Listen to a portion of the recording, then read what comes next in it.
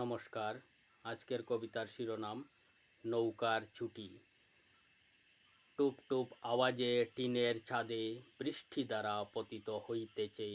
কখনো খুব জোরে ঝনঝন ঝন বায়ু প্রবাহিত হয় করে শন শন। দুজনের কথা শোনা যায় না, বৃষ্টির শব্দে কান খালা।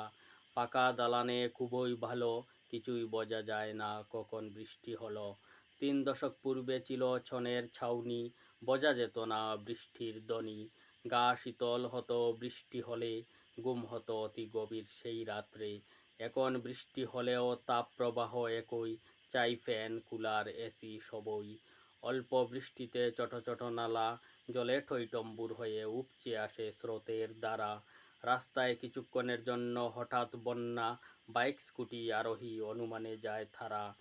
জলের মধ্যে চলে মারুতি ট্যাক্সি, নৌকা ভাবে আমার তাহলে ছুটি। ধন্যবাদ।